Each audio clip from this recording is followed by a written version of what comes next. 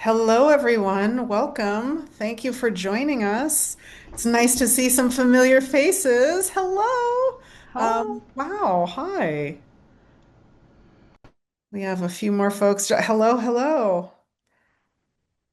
Nice to see some new faces too. Welcome, everyone. I'm Tiffany. I will be your host for the afternoon, and we'll just give it another half a minute or so for folks to join as they are potentially coming in out of their other Zooms and things of the day, but it's lovely to see you all here at Artist Educator Connect. This is our first AEC event of the uh, school year 2025-2026 season. And we're very excited to have you all join us for this conversation. So we'll give it another, I don't know, 30 seconds. Please feel free to drop in the chat your name, your arts practices and or your teaching practice if you want to. For example, I'm Tiffany. My background originally is in theater, and I've been a theater artist, teaching artist, and classroom educator, and now director of programs at PS Arts. So if you want to throw something like that in there, please do. We would love to know who's in the room with us. Um, I'll do the same. Okay, great. Well, like I said, lovely to see some familiar faces and some new faces. Thank you all for joining on this Thursday afternoon. Hi, Davita, Sandy, Goretti, Gilda Massis, Alex, Heather. Who else do we have here? David again. Oh, got more details in Madison. Well, thank you all for being here. I'm sure we'll probably have a few other folks join us over the course of the time together, but I'm going to go ahead and get us started. So I'm going to start with a little basic housekeeping. Thank you again for joining us this afternoon. We'll get a much richer and robust experience if you're all able to turn your cameras on. But if you're not, please don't fret. We very much understand that not everyone can have their cameras on all the time, but if you're comfortable doing so and you can, we appreciate it. But if you can't, please don't stress.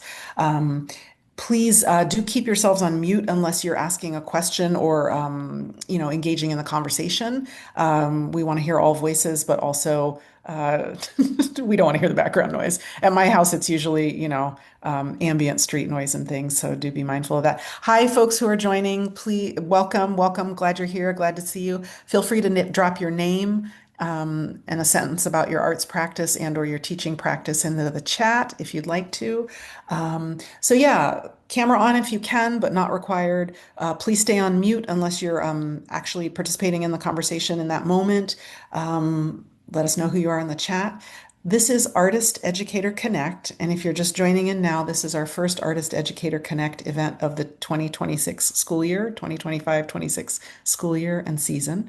Our focus topic today is going to be around supporting students and helping them shine in what we call informances. Many folks in the teaching artist profession use that term informants, but if you have not heard that before or used it frequently, we'll talk a little bit about what we mean when we say informants at PS Arts.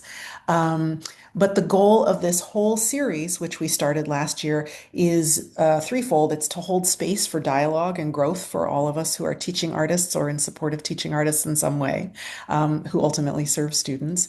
It's to advance the field of arts education generally and teaching artistry specifically. And it's to connect as human beings because, that's really important. So, we want to connect as human beings in a dynamic world. And as I said, today's Artist Educator Connect topic is supporting students in informances or end of the term sharing of the work. So that's a little bit about who we are and what we're doing here. We'll hear a little bit from our panel of teaching artists who are, go ahead and wave your hand, Heather. That's Heather, Aidan, and Robyn. If all three of those are teaching artists who are joining us. Great. And I'm just gonna, great, thank you for that muting. And Goretti. We did set up the panel today with Heather, Robyn, and Aidan, but we do have a couple of other teaching artists from PS Arts joining us today. And they're going to share a little more about how they think about and approach and support their students in the informants process. So I want to ask everyone who's here on the Zoom, who's joining us as an attendee or a visitor, how many of you have heard the term informants before? You can either raise your hand or drop something in the chat. But like, how many of you are like, yeah, yeah, no, I've heard that before. Now, I'm going to ask, is there anyone in the space who's like, nah, Tiffany, actually never heard it. That's why I'm here. You're supposed to tell us. Couple people, couple people. Okay. Okay. I see a thumbs up. Okay. Thank you. Thank you. Um, of those of you who've heard the term before, how many of you use it pretty regularly? It's part of your practice or part of your professional life, your professional world, the term informants, folks. How many of you only come across it when someone else uses it? Anyone? A few folks, a few folks. Okay. How many folks have ever held an informants, even if you called it by a different name? Like you've held an end of term sharing of the work of your students in one of your teaching spaces. A few folks. All right. Well, thank you for that. Thank you for sharing that.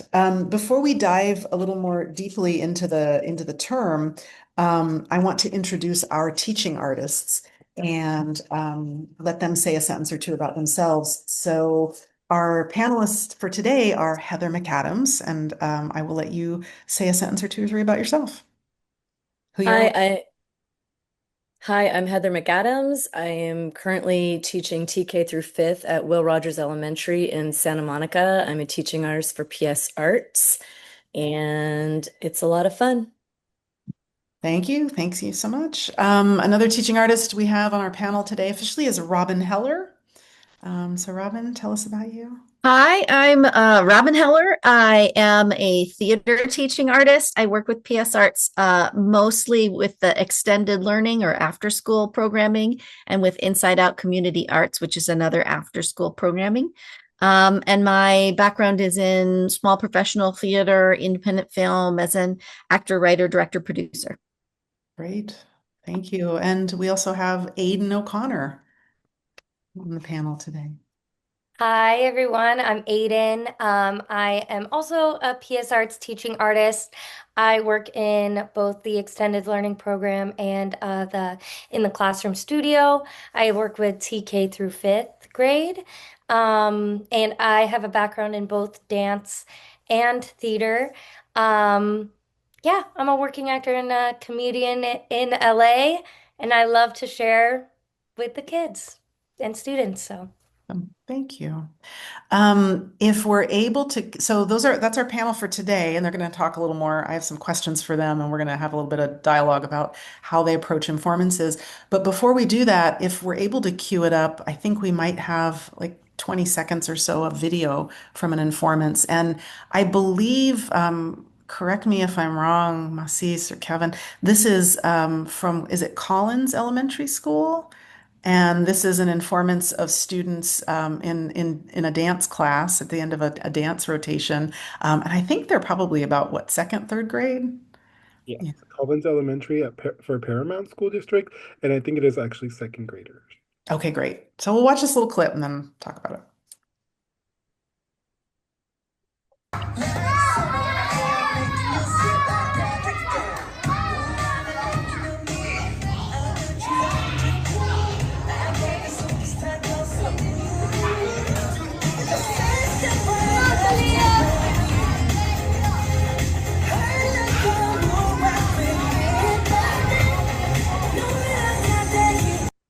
All right, 20 seconds of dance. That's all we have for the moment, but 20 seconds of dance from Collins Elementary School. And I think this was last spring, one of the student informances. So, one of the things I wanted to share before we dive into the questions is just how we at PS Arts have developed a kind of ethos around how we approach informances and what we define those as. Informances are, the term is, as we use it, a kind of combination of informational performance or information and performance. At the organization, in our teaching and our approach to teaching, in the way we try to engage and center students, we're focused as much as possible on the student's learning process as much and more than the student's end product of their learning. it's the journey that they go on as they are learning about the arts and themselves in the world and their ability to express themselves through the arts that we want the students to focus on. And so that's also what we want to share in the end of term informances. It's not a finished, polished product necessarily that we're taking to market, although it could be a finished, polished product, but we really try to highlight the student's learning journey. And so it may or may not take the form of a formal presentation or a performance. It may or may not take the form of a formal gallery show, but it is a sharing of the learning and the learning process. And as much as is possible, we try to center the students in that and their voice and their experience. So our teaching artists are going to talk about that in just a moment, but I wanted to just share that.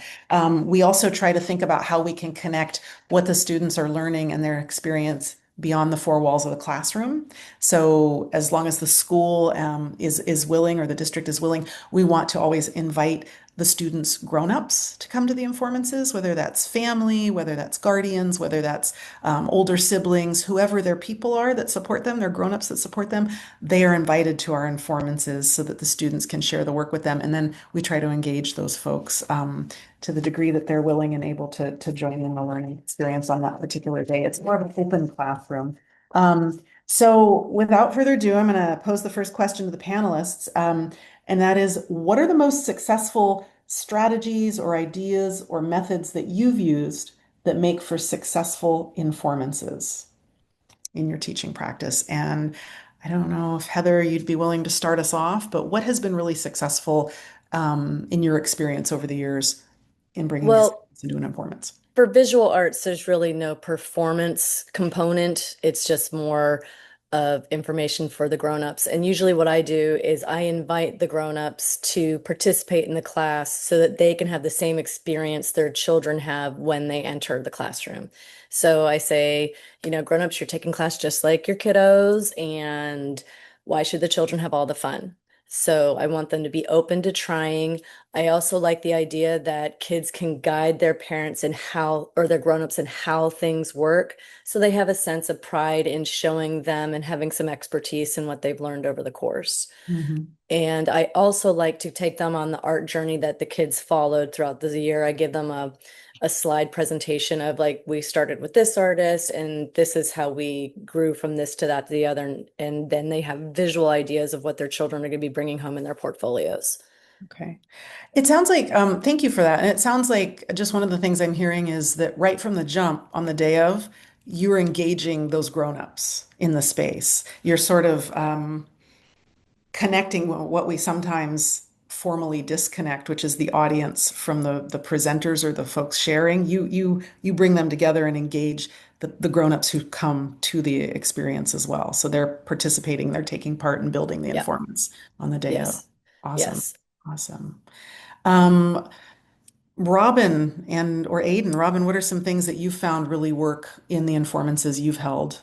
And speak to your experience of informances as well. I know, every teaching artist has a different um, sort of experience with informances. Yeah, I was going to say that so being a theater artist, there is obviously a very strong performative element to theater. It is performance. So what has can be really helpful is that engaging the grown-ups in that process as well is also possible. So engaging the grown-ups in doing warm-up and having a student lead different students lead different elements of the warm-up, again gives them the sets up this dynamic where the student is the expert now and the grown-up is learning. And so I think it gives students a sense of accomplishment, and it demonstrates some leadership. They get to sort of step up into a little bit of a leadership role, even with their family members.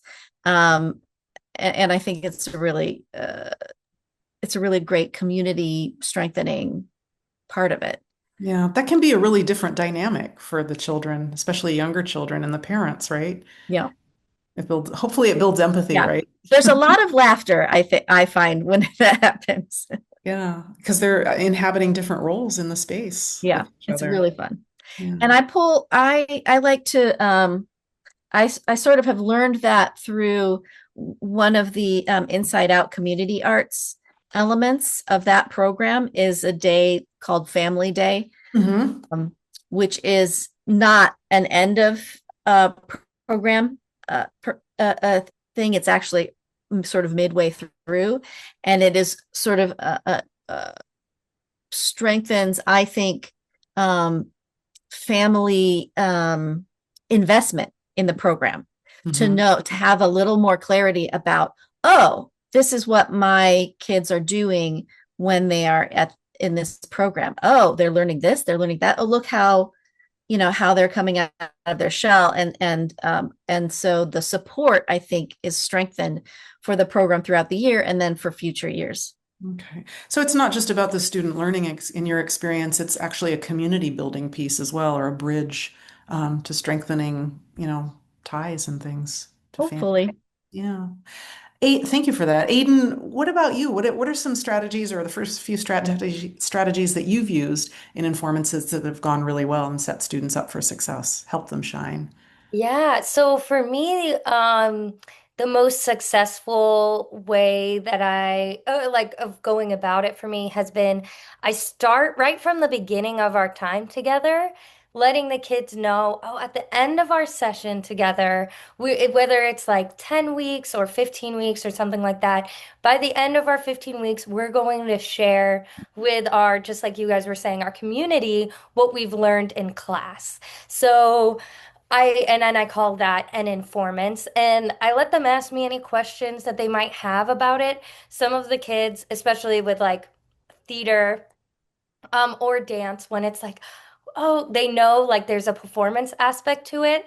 Lots of times they do get either very excited or very nervous, like right from the get-go. So we talk about ask like what it means, and I answer all their questions, and then I'll kind of say, you know what, now we'll revisit this when we get closer to the date. So they Hmm. always know that I want them to know that it's about to happen, or like that that's going to happen eventually.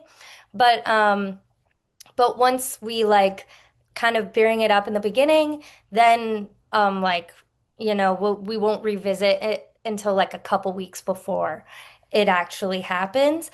And I do think framing it as like a community kind of moment of like getting to share with it with at least your grown-ups, or if your grown-ups can't come, your any guardian, your cousin, your sister, and if nobody can come, we are going to share for our teachers and our other like after school community. So it kind of helps take away like the um pressure of, oh, my parents have to come, or like if my parents can't come, then I'm not showing anybody, like um but if Yeah. you frame it as like a community event, then that can mean much more than just your parent or guardian, depending on like who, some parents might not be able to Yeah. come. So, Yeah. Yeah, like to that point, there's an inclusivity component to that because some kids will feel excluded if their grown-ups can't come. And Yeah. quite legitimately, many can't because they work. So I'll frame it for my kids. I'm like, if my son was having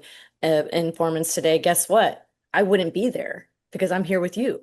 And we'll be your grown-up for you. You'll have support here and you're going to be okay if they can or cannot come. And also, like, if they can't come because they can't get childcare, bring them along. We don't care. Just yeah. do what you can. Yeah. No, I Yeah. appreciate that. Yeah, go ahead, Aidan. Oh, yeah. Well, I was also just going to like circle back to what we had been saying about also including like parents or grown-ups and friends and everybody in the informants. Like, I love to do that as well.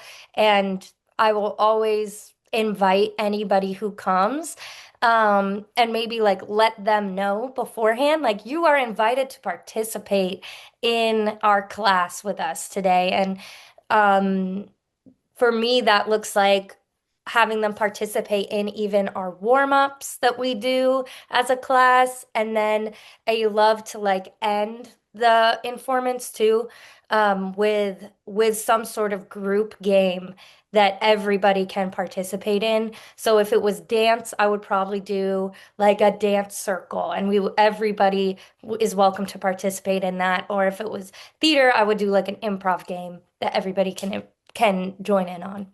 Awesome. That's so cool. May I'm I jump hearing, in? oh, Robyn, go ahead. I'm Yeah. sorry. I didn't mean to cut you Yeah, off. just I wanted to mention that because most of my experiences is extended learning after school, um, there's a built-in challenge because attendance is very inconsistent in after-school programs as opposed to in-school programs. Mhm. And so I have in the past done a version of an informants that is um, inviting the other after school participants as the community that participates or Like other uh, classes yeah, of after school yeah, program. Okay. yeah, Yeah. Connecting with the teacher beforehand. yeah. And that makes sense. There is a distinction in the flow of the term, the school term, the school year in the after school space versus the during the school day space because there are just different folks on campus, right? The teachers from the school day are often gone in after school spaces, so that makes sense. And some of the structures aren't there, so you do have sort of a different kind of attendance rate. That makes sense. Um, Thank you for that, Robyn. I'm hearing a couple of common threads, and one of them I wanted to call back was what Aidan was saying around, and you've all touched on this at one point, but what Aidan was saying around letting the students know as early in advance at the start of the term as possible that there's going to be a sharing of our work towards the end of the term. And you had said, Aidan, that students sometimes are either really excited when they hear this or really nervous. And I wondered, Aidan, Heather, and Robyn, do you had said you call back to that a few times over the term, a little more as we get towards the end of the term, or you're preparing what you're going to share. Do you find that that helps with some of that anticipatory anxiety that students might be feeling, though? The first time they hear it, they're either really excited or really nervous. But if they hear it again a few more times, it's not quite brand new information. And as it becomes a little more of their reality, hearing it multiple times, what do you find that does for their excitement, overexcitement, or anxiety? Yeah, that's a really good question. So I think that everybody comes to, like, all of our students come to our classes at different levels, and they come to whatever art form we're teaching at their own pace. So I do think that, like, I see as the students get more comfortable in the class, the informants gets does get less scary once they know about it, and they know then, just like they're getting more used to our class like rituals and things like that. Mhm. They become less nervous. I also strongly feel that I allow space for kids who don't want to perform, that they do not have to. And I also make that very clear to the kids. I get, How do you make it clear to them? What do you do for those students who are really yeah, big shy or big reluctant to yeah. participate in that way? I think of other opportunities for them to participate in our informants that aren't performance based. So Mhm. whether it's That's tricky. yeah, so whether it's a student who, yeah, a student who, like, I've had students who really do not want to perform, but they would love to pull open the curtain. And Hmm. so it's like, that's your job for our informants. You get to pull open the curtain and introduce, like, show the audience your classmates. Or sometimes it's just a matter of like being on stage that scares or like is nerve-wracking for kids. So oftentimes I'll assign a student to say lights, camera, action, and that will indicate the start of the performance for somebody. So it's just things that take the pressure off. Or maybe it's just standing up there with me as we both introduce the next like game or something like that we're doing. So it sounds like you sort of meet your learners where they are and you find a way to keep them included in the learning community, the classroom community, that theater community, um, participating through a role that feels most comfortable and hopefully safer for them if they're for whatever reason. Yeah, and usually those students too, like I think have more of a positive experience with theater after that Hmm. when we allow them to participate in the way that feels best for them. Hmm. And like no class or and no student is the same. So maybe the following year that student's going to be so jazzed to participate in the games and in the things that they learned last year. And you know. Sometimes they just need to see what the informants or performance or whatever it is, what is this thing you're talking about? How's it going to feel to know that it's okay. Um, you're making me think about the idea of voice and choice in learning spaces. And I know you've all talked about this a little. Heather, you've spoken about creating space for your students to have voice and choice in even as you prepare the informants or as you lead up to it. Would you be able to speak to that a little bit, or does Do that you make mean sense what I'm voice asking? and choice in the project or Yeah, in the project or how they participate or just any place where you create space for students to exercise agency in deciding how they're going to engage in the informants, either preparing them early on or in the projects or in Well, I any mean, I have again because they're just kind of being participating in the art class. It's not anything, off of the general path of what they normally do. Though I did do a play with one group of kids, and there were kids that did not want to perform, so I had them be in charge of costume changes. So they were backstage people. And then I've also had a kid where like super shy, but she did a puppet because there's a disconnect almost with that puppet. So it's safe for that puppet to have a voice, Mm-hmm. whereas maybe she didn't want to have a voice. I always encourage, like, I will have an anchor artist. And for those of you who aren't familiar with anchor artists, it's the idea of your lesson is based on or inspired by an artist, but that doesn't mean you're replicating that artist. So, for Right. example, when I do programming for my informances, I pick someone that is based in my curriculum. Like I've done Keith Haring, I've done Mr. Doodle. I've done Chiaoza and Andy Warhol, different ones. And then they do a project together. And then at the end, we'll do a gallery walk and then have a conversation about what we noticed, what we saw. And that's kind of how I handle those. And so within that choice and voice is you are not replicating what the symbol that Keith Haring does. Mm-hmm. What story are you telling with what symbols do you want to show in your artwork? Here's the idea of it, but you're going to create what you're going to create. Yeah. Sometimes it's just introducing students to the idea that they have a voice and a choice to exercise that helps them start to get a sense of that, even if it's not great, big, gigantic, or dramatic choices. It's just letting them know we're going to do this sharing of the work, and this is the journey we're going to go on to get there. And here are some choices you get to make going through that journey. Robyn or Aidan, did you want to say something about, voice and choice or anything we've touched on so far?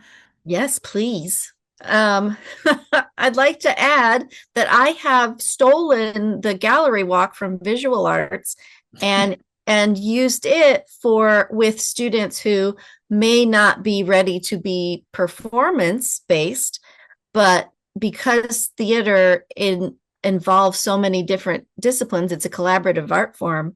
Mhm. I have done previous days of we're doing a drawing day of, if you were drawing a set or a costume for a character, what would that look like? And then keeping those to be displayed. And so students who may be shy from performance can then talk about the character that they created and the creative choices they made in that costume or in that setting. Like, why is that story taking place in a castle or whatever they've drawn. And Can then I I, ask you a yeah, follow-up question to that? yeah, It sounds like there's something, Heather was talking about the puppet and there being a level of disconnect there. I think it was Heather. Someone was talking about puppets. yeah. I'm so sorry, I'm not tracking that. But and you're talking about how for some students you've found how maybe the performative aspect of the informants is still a little, it's a big ask, but if they can address their learning through a more analytical or historical or explanatory lens, they can get right at it. And Yeah. it opens something up for them. So that's kind of interesting. It's still the same body of work that they're talking about. This is the picture we created. This is the tableau we made. This is the theater piece we're sharing. But if they're able to share in a way that's more explanatory or analytical, it kind of helps them not feel as shy as if they were thinking of themselves as performing in that moment. If Yeah. does that seem fair to say, or Absolutely. yeah. And I have gone even farther with choice. In an after school program, of course, we have more flexibility of what standards we're studying and learning, and so we may be I have some more flexibility in that realm. But I have, for older grades, I have sat them down halfway through and said, okay, here's some of the things that we've done. Here's some of the ways an informants might look. We could build more towards doing some of these improvisation games and showing them. We could work towards just everybody participating. We could work towards making tableaus into scenes. We could work towards, and this past semester at Paramount, the group chose readers theater. Mm. So because improv was still a little was nerve-wracking for them about not having a script. So they actually preferred having scripts.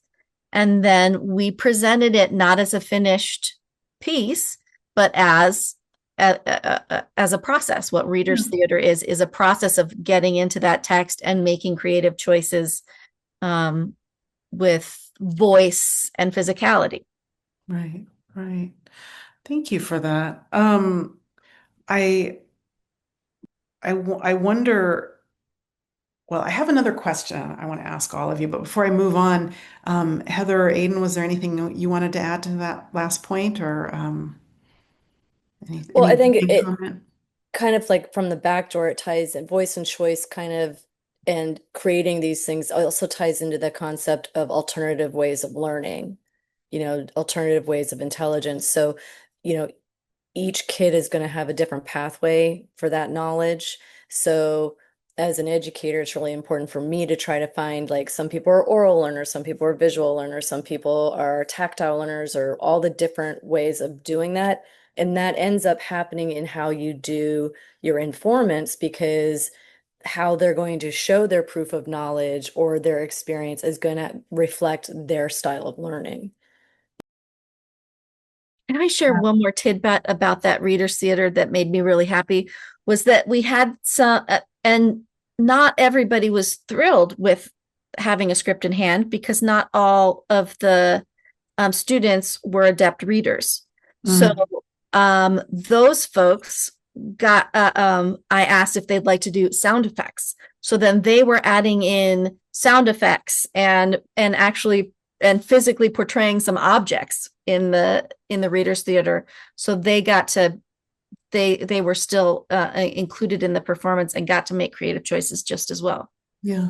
And as Heather said, and you're saying they're demonstrating their learning, Yeah. but through one of the different modalities of the multiple intelligences theory. Some students are going to be very comfortable verbal linguistically reading, holding a script, saying the words. Other students are going to be very comfortable telling the same story, but through, a more musical or a strictly auditory sense. Whereas other students are kinesthetic learners or kinesthetic participants, and they want to physicalize to a greater degree. And they may not be standing there with a script in their hand, but they're able to participate in the performance, enhance the performance, be part of the ensemble because there's an avenue of access for them that works for their style of learning. So I really appreciate hearing that. Thank you all. I thank you to the folks who had to jump off. I have a couple other questions for you. You've started to answer my second question, which was how do we provide consistent guidance and support to students throughout every stage of the informants process, from preparation to presentation, since I'm reading off my set of questions here. You've already started to address that, and I wanted to ask you a couple of follow-up questions then. You're all multidisciplinary artists in some form or fashion, and I wonder, does anything change for you dramatically when you're teaching or working in a different discipline, or do you feel like there are some universal components of an informants that if you include those in, they're going to help students, regardless of what art form you're teaching? I Um, guess oh, go ahead.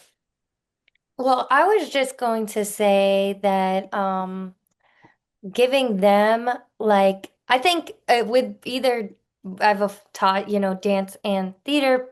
I think for both, giving them like a week before, like going through exactly what we're going to do the next week is really helpful regardless of what discipline you teach.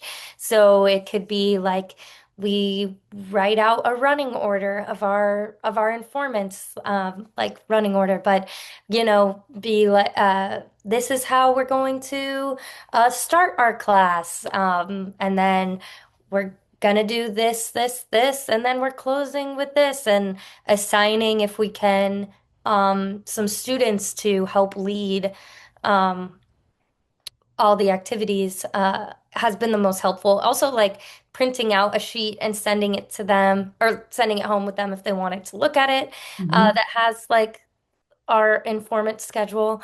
I think that just can be the most helpful, help them feel the most prepared, and so they know what they're going into on the day Yeah. of the performance. Reducing the feeling of it being ambushed by surprises, like giving them, because knowing developmentally students, we all need, frankly, all of us, at least speaking for myself, but students especially, they don't have as much agency or control over what happens in their school day. So really knowing what's coming in advance and getting a lot of runway, or at least a reasonable amount of runway to mentally and emotionally prepare, sort of sets them up for success. And you address that by having a run of show or an order of the agenda for the day of the informants, and you let them know about that in advance and let them access that by seeing it on the board or taking it home on a little piece of paper if they're at that good reading age where they can access that.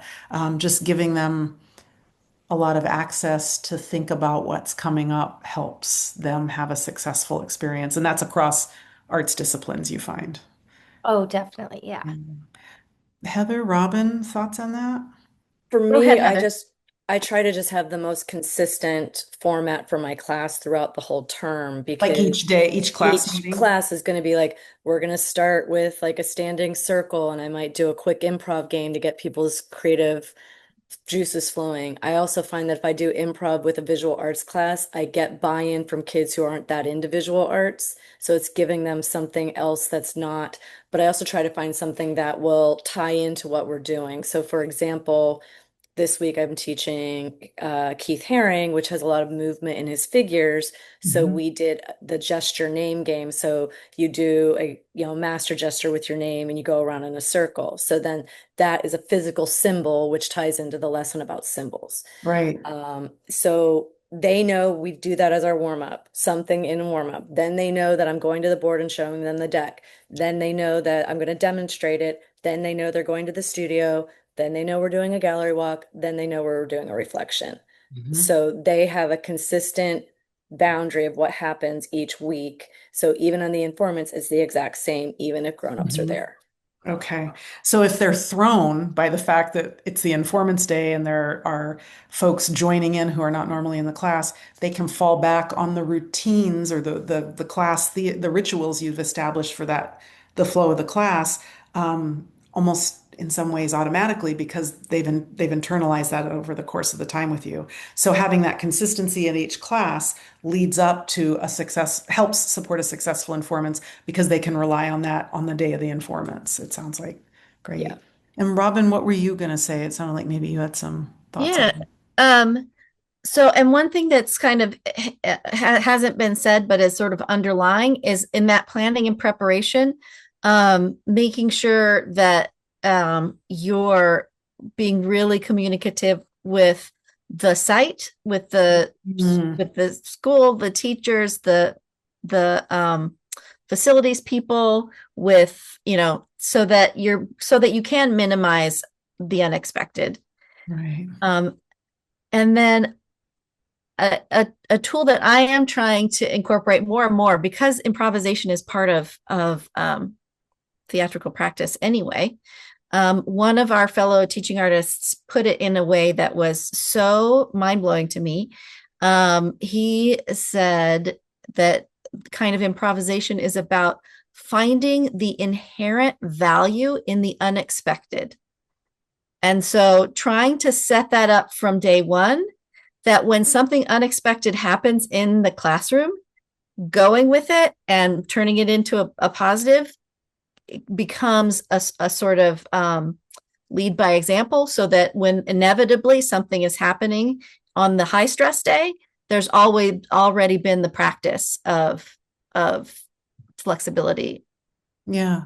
They've built that you've helped support them in building that emotional, neurological muscle memory response for stuff happens that we don't plan. Reddy says the best lessons come from turning into the skid. Yeah. Yeah. Yeah. Um, Thank you for that. I do have a couple other questions, but I want to make sure and hold a little space for our attendees who are joining us to ask questions. And I've caught a couple in the chat. One of the questions I think Sandy asked was just, do you document your informances? And if so, how do you document? And does that affect the student's experience on the day of? Do you share it with them or with the parents? Like, can you all speak a little bit to any experience you have with documenting informances, if any? I saw that, and that was a really good question. It made me wonder about it because, we have to have signatures if we're allowed to photograph certain kids. So you can't necessarily document an informant if you don't have all of those signatures or not. I mean, for me in visual arts, what I do for documenting is I have a portfolio that they develop throughout the course of the term. So all their artwork goes in there, and then they get to take that home. So for grown-ups who can't come to the performance, I have a summation of each lesson plan that I can email the teachers of, this is the artist, this is what they're about, this is what they learned, these are the skills. That way, when they look through the portfolio, they're like, oh, this was the Keith Haring, oh, this was the Geo Swaby, etc. But in terms of documenting it, that's food for thought. I really liked that question. Yeah, yeah, thank you for that. Robyn, do you ever have the opportunity to document, or is it not quite as easy in the space that you're in? Yeah, I that has not really come up as a possibility to so Mhm. much. Aside from, I've had one assignment with PS Arts that was a performance based as opposed to informants. And so that was documented, but that was a kind of a whole different animal. That But was I really, intentionally built into that particular yeah, learning term. yeah. But I'm actually what Heather you've just talked about is, I think that seems like, why didn't I think of that before? That a take home a piece, and perhaps, I don't know, perhaps we could do some still photographs of people that we had that did sign on, that could go back, or that's Mhm. something that I'll explore as well. I think that's really great. Mhm. Theater's so ephemeral. I don't think of that Yeah. Yeah. Thank as you. the go-to. And thank you for being so open about that. Because it is, we learn from each other. I mean, that's literally why we're here. So thank you for sharing that. Aidan, do you have thoughts about documenting informances? Yeah, so I agree with Robyn. I haven't actually had a lot of experience doing that before. But I also am taking from what Heather just shared with us, and the question in general of like, how can I make the informants like accessible for people who aren't able to make it. And I do think like if it is possible to get photos of even like not just the Informants Day, but the like throughout the class. what we've been doing and then share that in an email or a printout of like yeah, a bit of the curriculum that we focused on throughout the class could like welcome those family members who weren't able to make it to the informants into the class a bit to get to see what happened. And I'm excited thinking about this year's curriculum for PS Arts and thinking about making puppets because that is something they could take home. And that's just exciting that I just thought of now. Document that, yeah. Yeah. Thank you all for that. And we, just for our guests who are joining us, attendees and visitors, PS Arts does, we do photo releases and make sure that everything's copacetic if we document. But I appreciate the teaching artists sort of sharing what their experiences with that documentation have been and trying to connect back to the community outside the four walls of the classroom in some way, or following up in some way, or keeping the connection through that documentation, or for the grown-ups or other community members who couldn't be there on the day of, they still get to participate or see the learning process. Thinking about And we're talking about documentation aside from the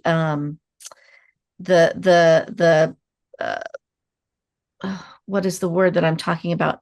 The like for Inside Out, we randomly select students and we're benchmarking them throughout. And yeah, different. I just mean documenting like photographing or videoing either the work or the students in the informants themselves, the moment, documenting the yeah. moment.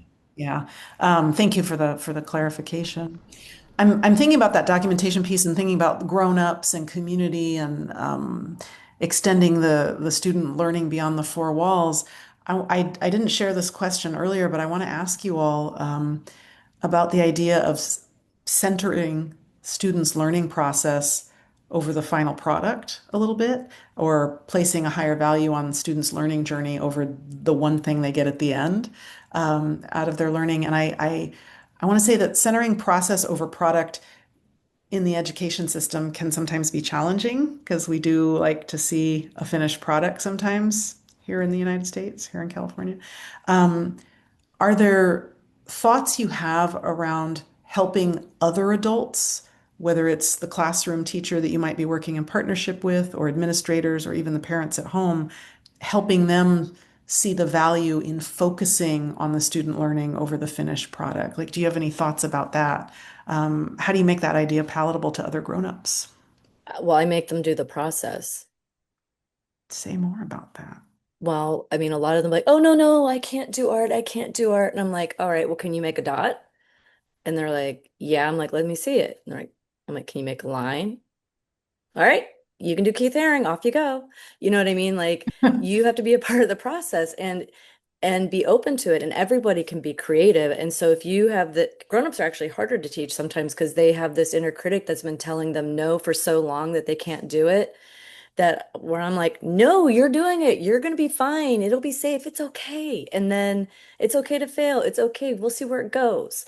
And then afterwards, they're like, that was really fun. I want to do this with my kid all the time. I'm like, yes, yes, and yes, more, please, thank you. So them having the actual experience gives them the idea of process over product. Mm-hmm. I appreciate that. That's very metacognitive. You can't explain it, they have to experience it. And you just have to hold the space until you get them in the space to experience it. So thank you for that. Other thoughts, Robyn and Aidan, on helping other grown-ups appreciate the importance of learning process over learning product? I do invite teachers or teaching assistants or in the after school world, the I don't even know what their name is, what their job titles are. It varies for the adults that are there. I always invite them to participate Mm-hmm. with mixed results. Mm-hmm. But I find that every time they participate, student engagement is up. Yeah. So Definitely for that, Robyn, because what happens is the kids see their teacher in another light. Yeah. not just as their teacher. Now maybe they have expertise over their teacher and they can guide their teacher, or they see their teacher trying something and maybe not necessarily being successful at it, but persevering to get to the other side. So then it's like leading through example. Yeah. It's definitely community building and that is a process that is of value. And hopefully they're experiencing that, even if we're not convincing them, persuading them with words. Yeah. Aidan, what were you going to say to add to that? Oh, well, I agree. I always like to invite everybody to participate, and I do find that that helps the student engagement so much. Um, I will have had students who like would have maybe been groaning about a certain aspect of the class earlier on in the class, like when the teachers and guardians are participating, that when they're like, oh yeah, let me tell you all about this thing, or like want to show off when the other folks are participating.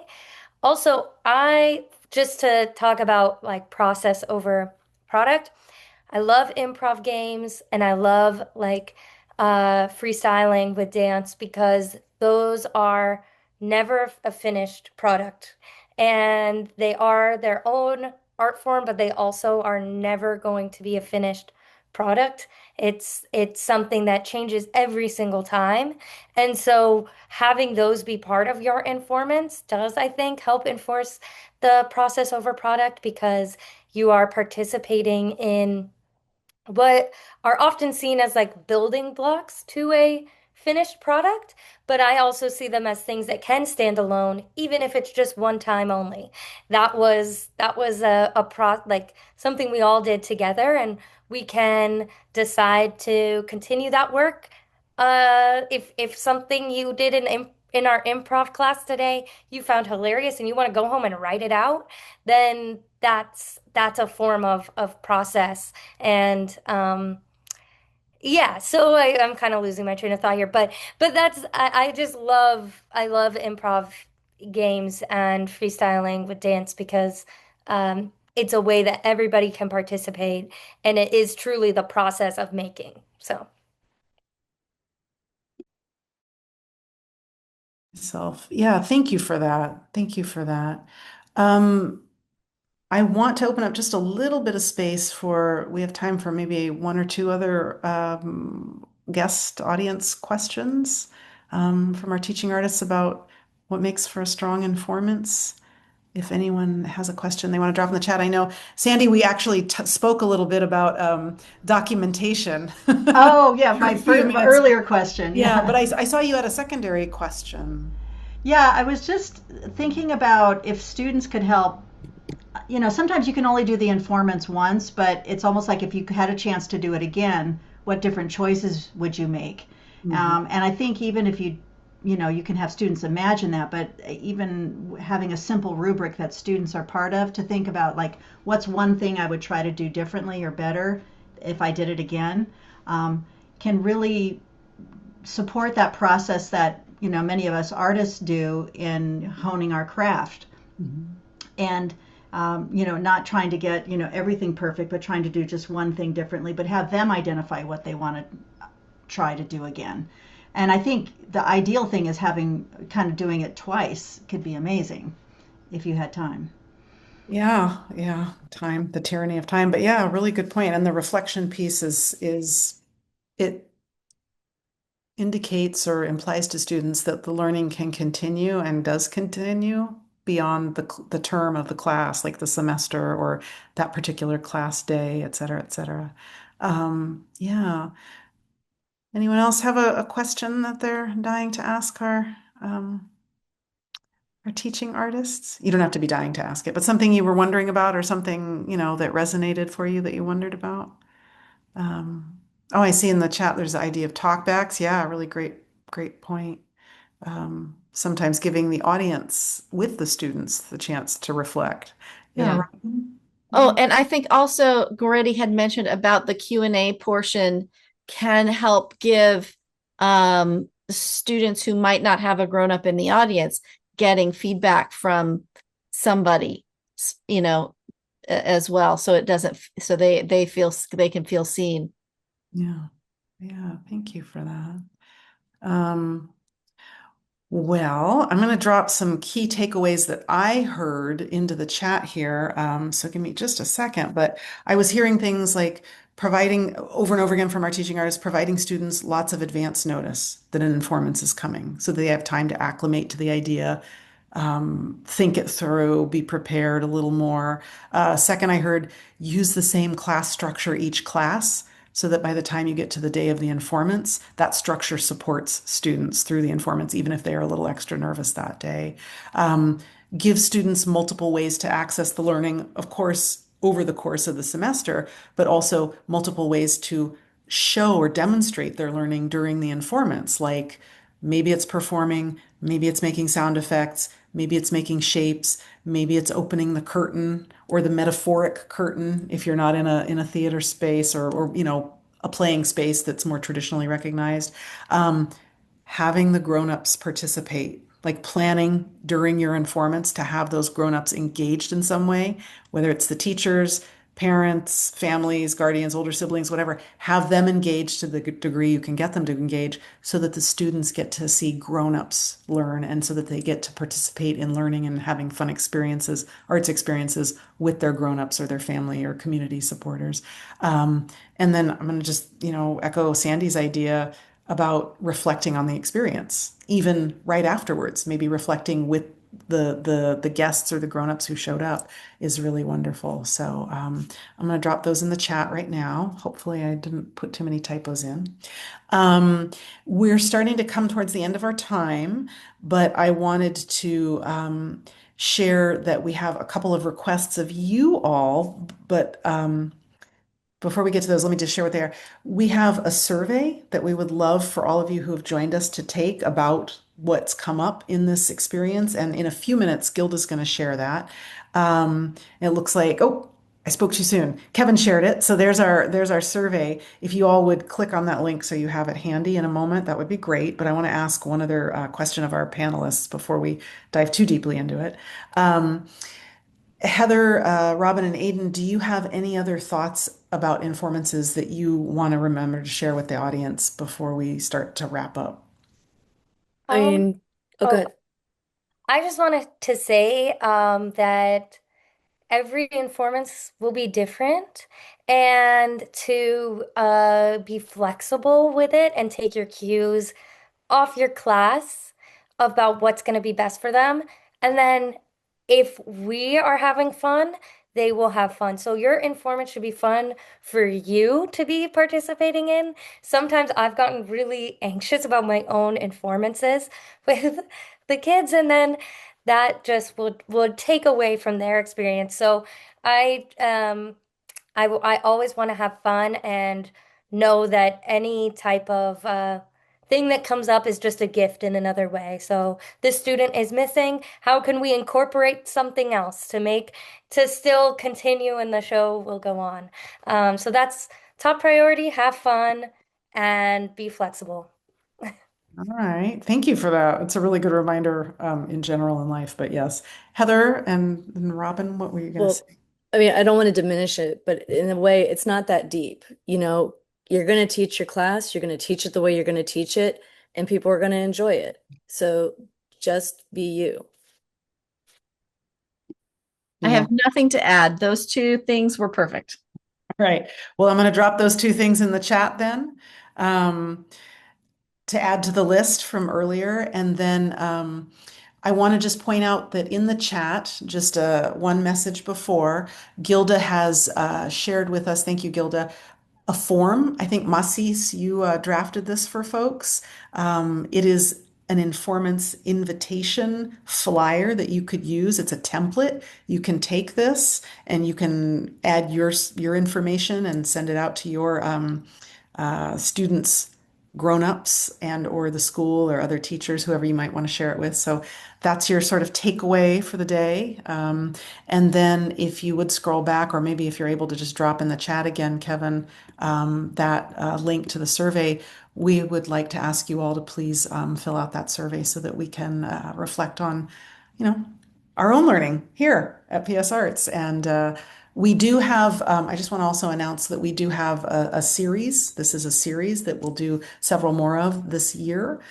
So if you look at that PS Arts Artist Educator Connect page that you may have seen earlier, we've listed the topics for the coming months. And our next one is going to be on teaching artistry and teaching in after school spaces. So not necessarily Informances, but just like what it's like to teach in a space that's outside of the hours of the regular school day, where you may or may not have some of the same structures in place that teaching artists have during the school day, and how to create the greatest experiences for students that you possibly can in after school and extended learning spaces, and how to operationalize that and make it as successful and easy on yourself as a teaching artist as you can. So that's what's coming up next time. So fill out the survey. I want to say thank you, thank you, thank you, Heather, Robyn, and Aidan, PS Arts teaching artists. Thank you for joining our panel today and speaking to the idea of supporting students in the informants process and making great experiences for them. And I want to say thank you to everyone who joined us from points near and far. We appreciate your time and the chance to have a little bit of a teaching artist community here. So thank you, everyone. We'll see you at the next one. Bye. Have a great afternoon. Thank you.